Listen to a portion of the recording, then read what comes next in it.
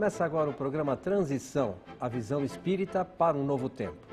Hoje, mais uma vez conosco, o Dr. Alberto Almeida. Como vai, Alberto?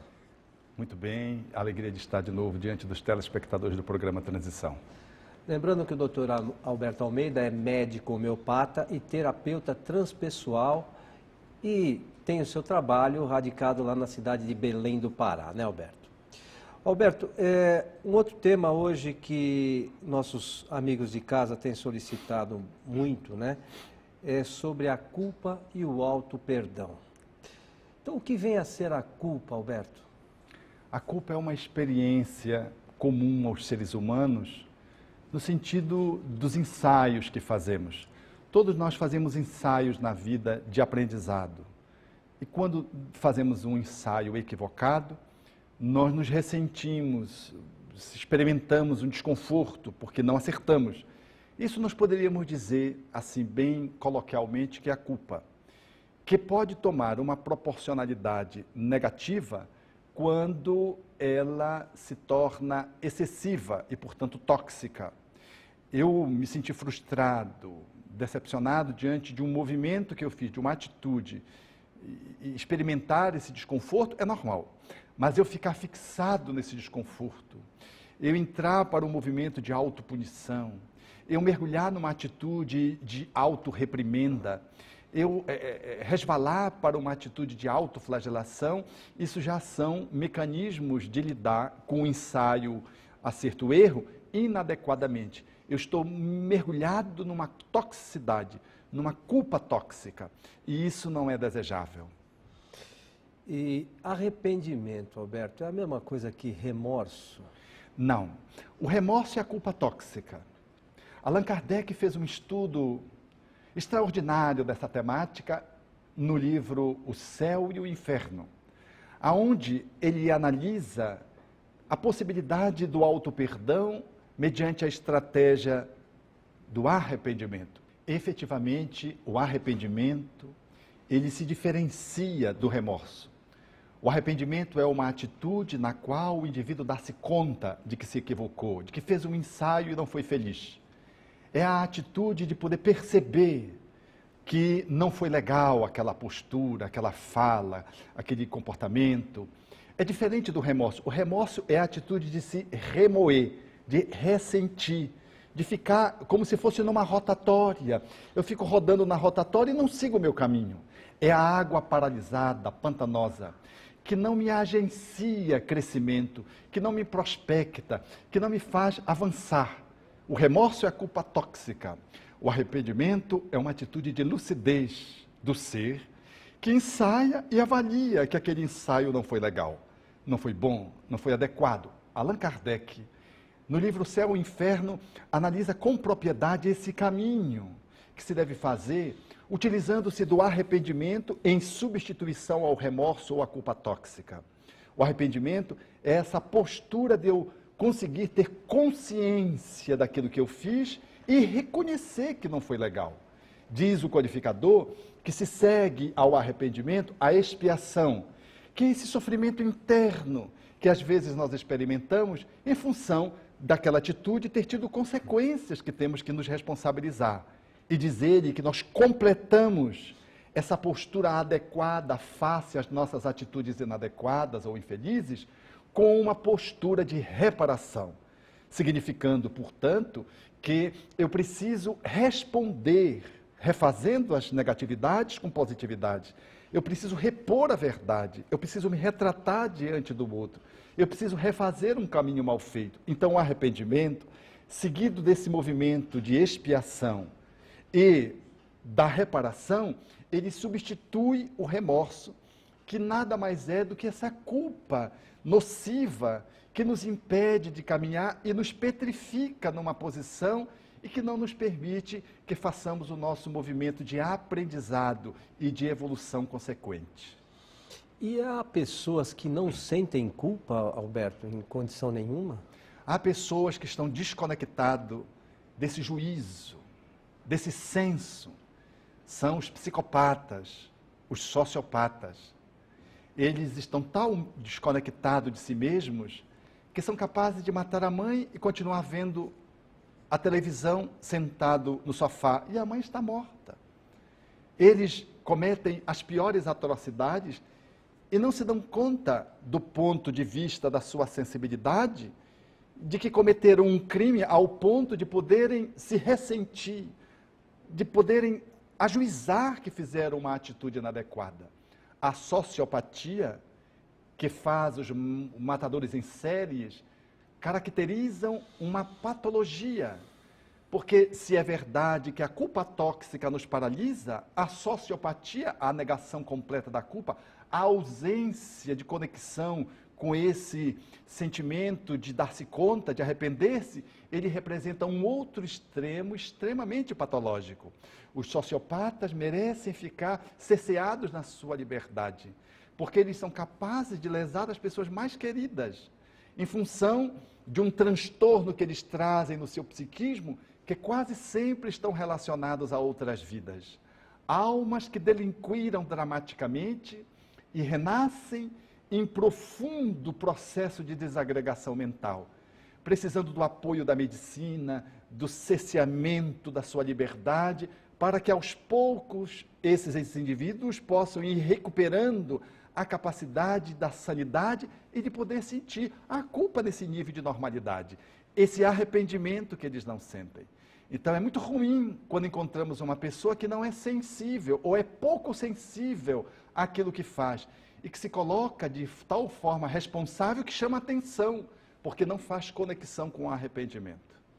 E qual a melhor maneira, a seu ver, de a gente lidar com a culpa, Alberto? É o caminho do perdão. Acolher de que nós somos seres em processo de aperfeiçoamento. Não somos perfeitos, muito embora estejamos na caminhada de aperfeiçoamento. Somos perfectíveis, mas não somos acabados. E nesse ensaio, nós cometemos equívocos. Então precisamos acolher isso. Toda experiência, erro, é uma experiência de aprendizado, que significa dizer lição, que significa dizer acervo de patrimônio conquistado na vivência experimentada, que me dá a chance de perceber que aquele jeito não é adequado, que me comportar, falar, escrever daquele jeito não faz sentido. Tratar o meu irmão, o meu filho, o meu pai, da forma que eu a tratei, não é a forma mais civilizada, não é a forma mais produtiva. Acolher a minha falibilidade e a possibilidade de aprender com o erro é a proposta de lidar com a culpa na perspectiva que o Espiritismo se nos desenha. É o processo de poder ser, com a dinâmica do equívoco, do discípulo que errou e agora aprende com o erro e da próxima vez não comete o mesmo erro. E aumenta o seu patrimônio evolutivo. Esse caminho é um caminho de, portanto, receber a experiência erro como um aprendizado e, pelo perdão, alargar a possibilidade da indulgência para consigo próprio, de ser mais tolerante consigo mesmo, sem ser conivente, e poder aprender com cada experiência, ampliando o seu patrimônio evolutivo, também com os acertos, mas igualmente com os erros que nós cometemos. Quando persistimos no erro, aí surge um descompasso. É o aluno que repete. Porque o aluno tirar uma nota baixa, ter uma dificuldade numa matéria é normal. Mas quando o aluno repete rebeldemente uma lição, menospreza, descuida-se, é relapso, aí surge um sofrimento. Esse mecanismo é um outro mecanismo que vai levar à necessidade daquele que está diante desse fato a fazer uma mobilização muito mais profunda de amor, porque o perdão é filho do amor, para poder criar novas chances de reparar aqueles erros que cometeu reiteradamente, repetidamente. Nós já abordamos isso em uma outra ocasião, Alberto, num outro programa que você esteve conosco, mas você acha que os espíritos sem esclarecimento podem nos induzir de alguma forma a erros e, sobretudo, a persistir neste pensamento culposo que nos leva a condições ruins para a nossa vida, Alberto? Há espíritos inimigos nossos de outras vidas, ou que não simpatizam conosco em função do nosso comportamento nesta vida, quando ajudamos alguém e se insurgem contra nós, e que desejam nos acabar, literalmente nos levar a nocaute. E para fazer isso, eles nos inspiram comportamentos menores que vão se apresentando na nossa vida como equívocos e eles vão nos estimulando a pensar de que nós não prestamos. Vão nos inoculando culpas que, ensementando-se no nosso coração, vão se ampliando.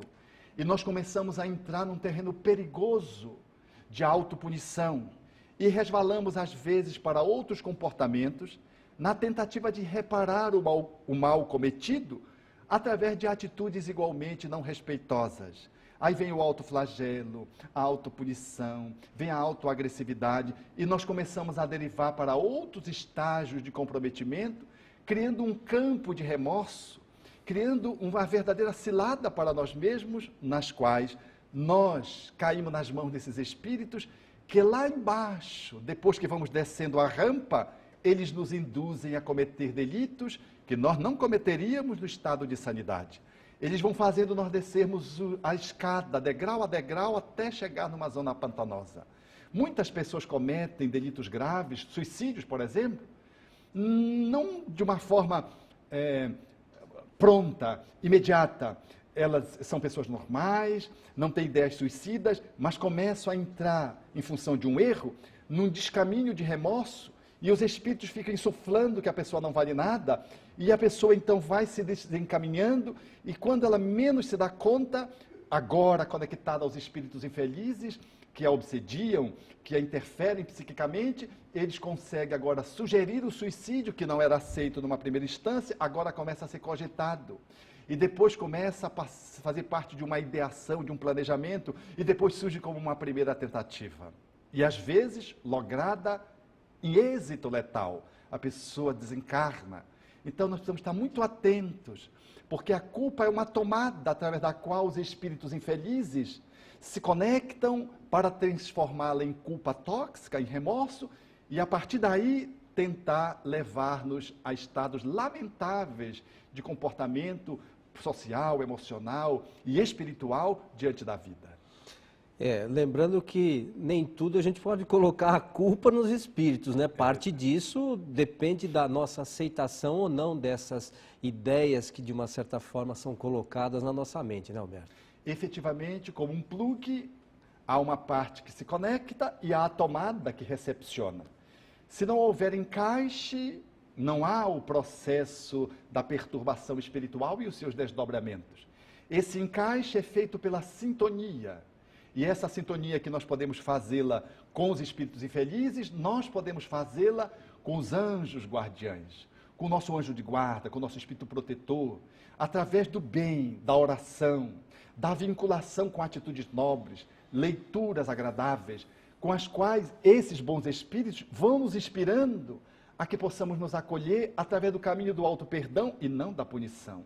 Através do caminho da autocompreensão, da autoaceitação e da reparação, e não através de uma atitude que possa representar autocastigo, autoflagelo. Os bons espíritos, se conectando conosco, nos ajudam a transpor os nossos próprios limites e nós vamos crescendo com o aprendizado do auto-perdão e com a experiência que nós vamos acumulando. Conectados, então, que estaremos com os benfeitores espirituais.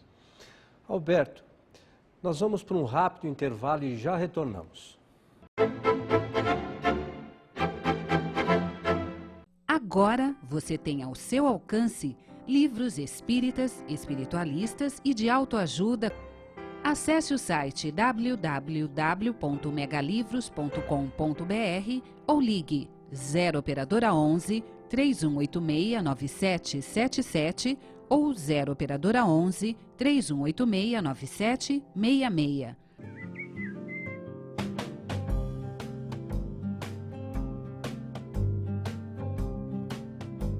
Rádio Boa Nova, a comunicação em prol de um mundo de regeneração. Estamos de volta com o programa Transição, hoje conversando com o Dr. Alberto Almeida, que está falando sobre a culpa e o auto-perdão. Alberto, no primeiro bloco nós falamos bastante sobre a culpa. Agora, seria interessante que você falasse um pouquinho sobre o que é o perdão. O perdão é a atitude que envolve a misericórdia.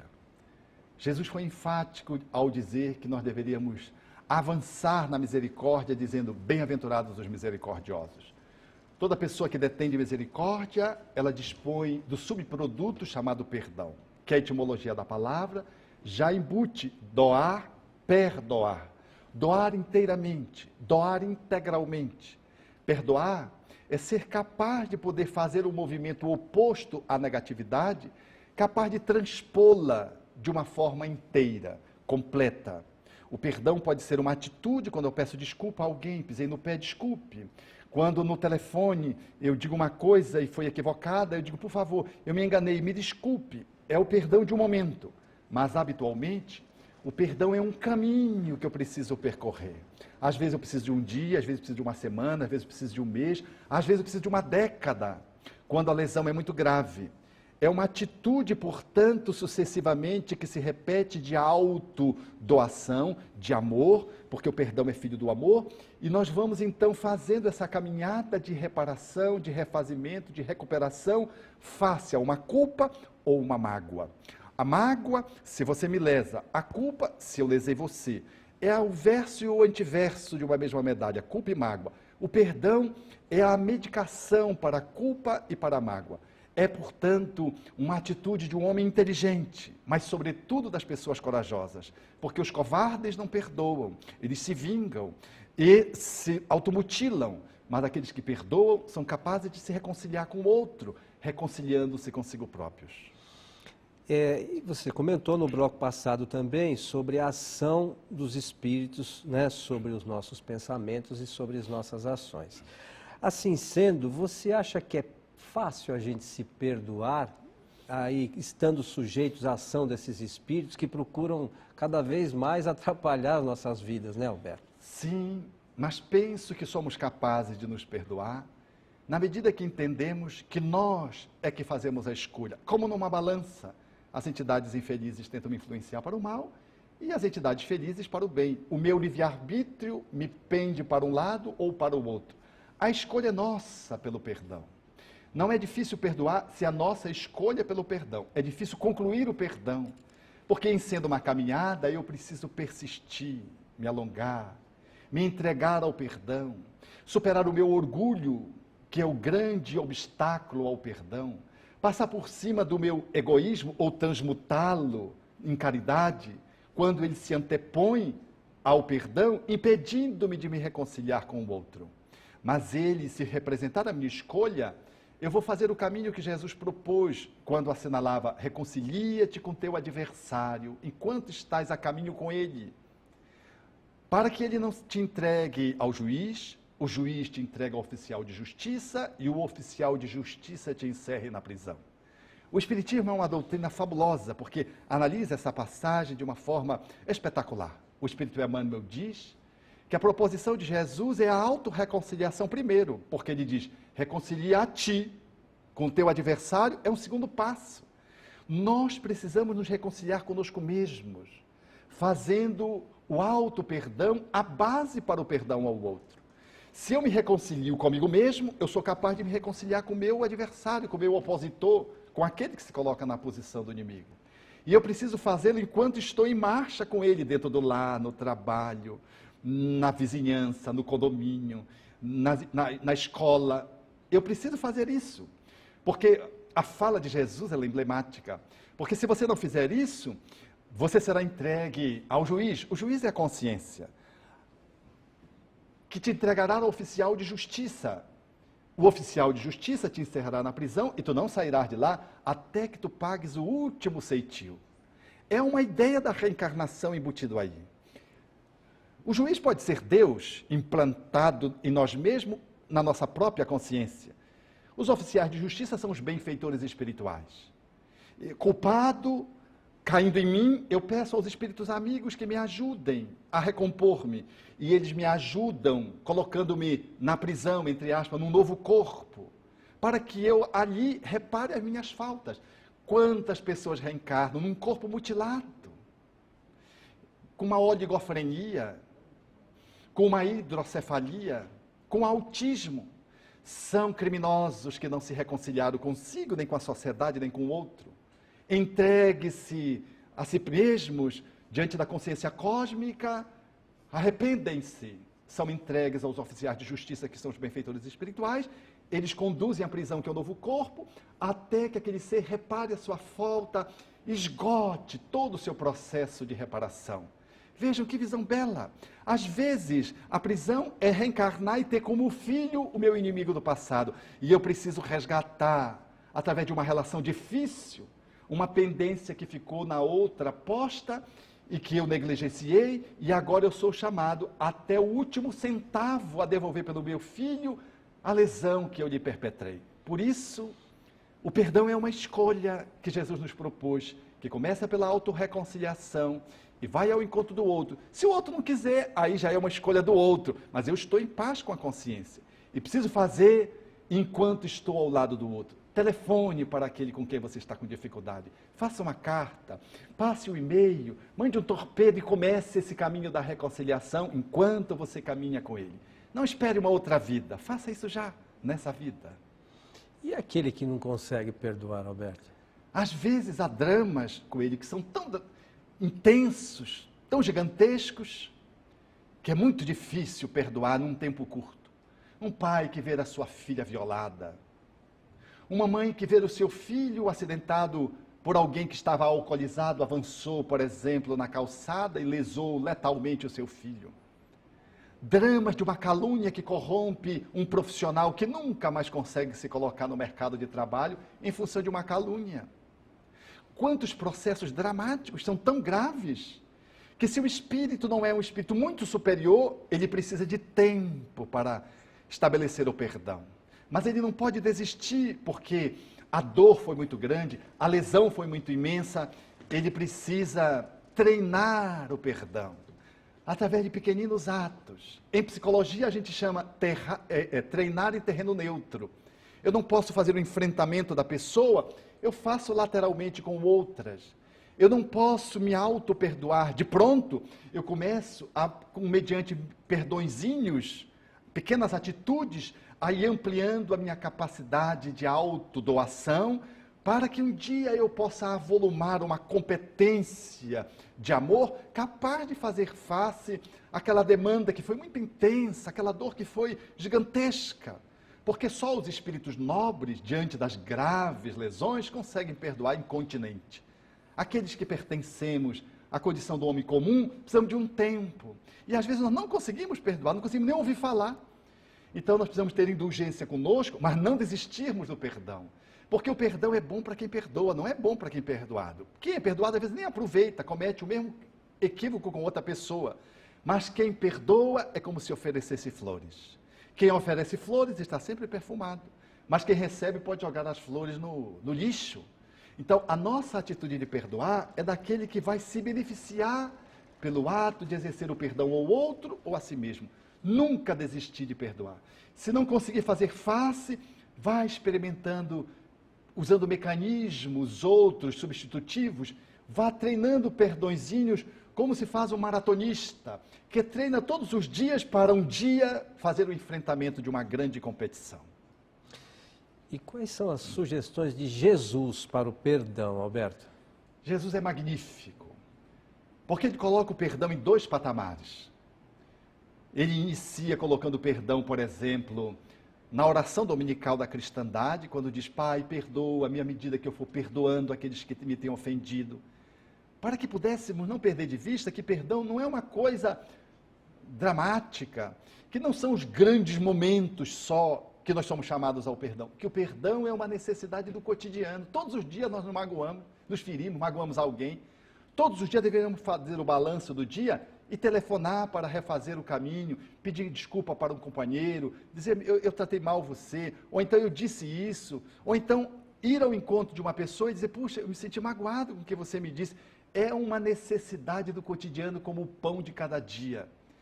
O perdão, colocado nesse nivelamento, significa dizer que nós temos que nos exercitar no amor todos os dias, nas pequenas alfinetadas, com o filho, com a esposa. Antes de adormecermos, vamos ao quarto do filho e dizer: meu filho, você me desculpe, mas naquele momento eu fui muito agressivo com você. Ou então com a parceira, dizer, meu bem, vamos fazer as pazes. Não dormir um de costas para o outro, porque não é bom nem para um, nem para o outro. Outro dia eu vi um casal assim, um ficou esperando o outro dormir e ambos ficaram acordados. Aí um de repente ia ao banheiro, voltava, e o outro lá, de costas. Aí o outro esperava esse que voltou do banheiro dormir, que não dormia, depois levantava e ia tomar um copo d'água, depois voltava e deitava. Chegou de manhã, eles concluíram os dois, depois de passar uma noite sem dormir, que os dois não tinham conseguido dormir, que ficavam um esperando o outro dormir, achando que ela só, estavam sofrendo de insônia. E contrataram, nunca mais vamos dormir aborrecidos um com o outro. A gente limpa no mesmo dia, como dizia Jesus, a cada dia basta o seu mal. Então nós precisamos estar equacionando essas questões no cotidiano. Mas Jesus propõe uma outra modalidade de perdão, quando fala de que Deus nos perdoa, né? Pai, perdoa-nos. Quando ele fala que Pai nos perdoa, ele está falando de um outro perdão, é o perdão do lato sensu. Porque Deus não se magoa, não se machuca. Esse perdão que Jesus está propondo é o amor incondicional posto. Ou seja, nenhum filho consegue de tal modo lesar as leis de amor que o pai não dê uma nova chance. Deus está incondicionalmente dando novas chances. É o perdão no sentido do lato sensu da palavra. De alguém que não se magoa, um ser humano, não Deus, e o outro tenta lhe lesar, e ele sempre oferece novas oportunidades, sem ser conivente com o erro. Esse é o grande perdão, o perdão do divino, das grandes almas. Nós estamos ainda no perdão do estrito sensu. A gente se magoa, fica fazendo um trabalho de auto-perdão, a gente lesa o outro, não consegue se perdoar, fica chateado com a gente mesmo, uma semana, às vezes um ano, para fazer a reconciliação com o filho que a gente magoou, que a gente agrediu. É o perdão no estrito senso da palavra. Então tem esses dois níveis de perdão que Jesus propôs, que precisamos considerar. Estamos mergulhados, sabe, Coelho? Esse corpo é uma demonstração do perdão divino. O teu corpo é uma demonstração de que Deus te perdoa, dando a oportunidade de continuares o aprendizado, continuares a crescer. Muito embora a gente tenha feito tantas falcatruas, se equivoque tanto, mas Deus não nos abandona, sempre nos dá a oportunidade. É verdade que as oportunidades são correspondentes às nossas responsabilidades. Quem comete um delito não tem o mesmo nível de liberdade. Quem quebra um carrinho, o pai não dá o mesmo carrinho quando ele quebra o filho pela terceira vez. Dá uma sanção. Então o divino, à medida que nós vamos cometendo equívocos, nós vamos ficando cerceados pela lei. E esse desconforto, que é a dor, nos chama a necessidade de nos auto-perdoarmos, reparando-nos ou reparando nos outros, para ganhar novamente a liberdade cósmica. E o Espiritismo, em que pode nos auxiliar nesse sentido, Alberto? Abrindo-nos espaço para dizer que somos aprendizes da vida. Todos nós. Não desista de você, porque às vezes você tem dificuldade e comete erros repetidos numa mesma área. Por exemplo, se você é um dependente químico, se segura, mas você tem as recaídas. Não faça disso a sua tragédia. Não defina a sua vida porque você não consegue trabalhar a sua agressividade. Porque o seu ciúme, aqui e acolá, você cai de novo no ciúme, na inveja, na maledicência. Não desista, continue lutando. Porque o caminho de autossuperação passa pelo aprendizado, que vai nos tornando mais maduro. E essas lições que a gente repete em função dos nossos condicionamentos com que nós nos permitimos estimular em outras vidas ou nessa vida, eles precisam de um tempo para que a gente se descondicione e crie novos condicionamentos. Esse é o caminho do perdão. O Espiritismo nos abre espaço para que a gente se acolha sem nenhuma atitude de conivência com os nossos erros. Acolhe o outro sem nenhuma cumplicidade com o equívoco do outro, do filho, do esposo, da esposa, porque somos pessoas que temos a compreensão de que perdoar é assumir a responsabilidade pelos nossos atos e fazer o movimento de reparação correspondente.